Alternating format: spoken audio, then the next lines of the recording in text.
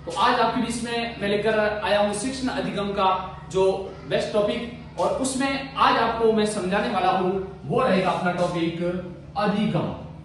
आपका SR study classes में हार्दिक स्वागत है। सबसे पहले मैं आपको बता देना चाहता हूं कि बीएसटीसी की जो अंतिम डेट है उसको बढ़ा दिया गया है।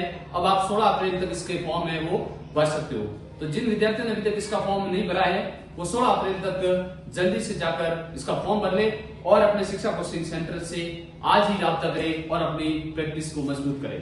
तो आज आपके बीच में मैं लेकर आया हूं शिक्षण अधिगम का जो बेस्ट टॉपिक, और उसमें आज आपको मैं समझाने वाला हूं वो रहेगा अपना टॉपिक अधिगम। तो विद्यार्थियों ध्यान देना कि ये अधिगम होता क्या है। तो सबसे पहले मैं आपको बता देता हूं अधिगम का शाब्दिक अर्थ होता है सीखना। बच्चा किस प्रकार सीखता है, तो इसके सीखने की जो थॉर्नडाइक के 3 नियम दिए हैं। एक तो है प्रयास एवं त्रुटि का सिद्धांत, प्रयास एवं त्रुटि का सिद्धांत। दूसरा है प्रभाव का नियम,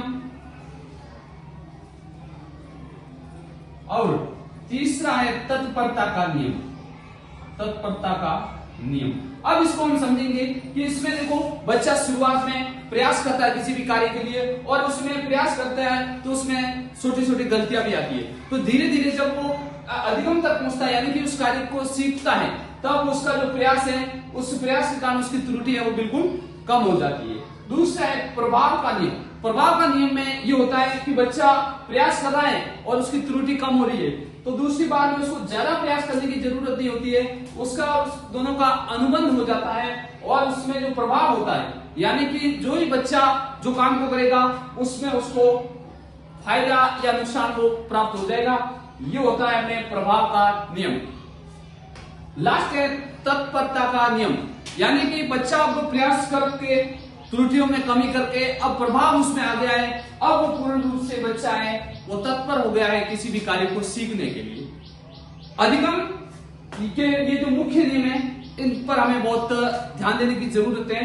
प्रयास एवं त्रुटि, बच्चा प्रयास से, जिस प्रकार थॉर्नडाइक ने एक बिल्ली के माध्यम से बताया था।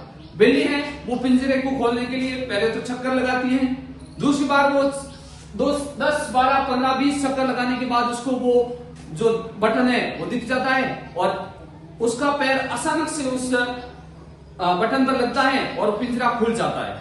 दूसरे में क्या होता है, वो धीरे धीरे बस उसको पता चल जाता है इसी दायरे में कि आसपास में जो बटन लगा है वो यही लगा है, तो दूसरे प्रयास में वो वहीं जाती है और अपना बटन लगाती है और वो पिंजरा खुल जाता है। और उसके बाद वो जो फर्स्ट प्रयास में ये वो अपना है वो पिंजरा खोल देती है। तो ये होता है अपना तत्परता का नियम।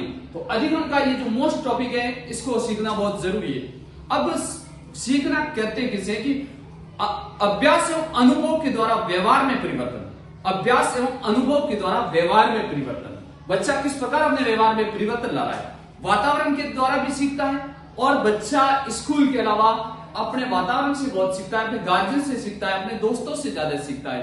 तो ये था अपना अधिगम का सिद्धांत। अब अगली जो क्लास होगी उसमें बताएंगे अधिगम को प्रभावित करने वाले कारक। धन्यवाद।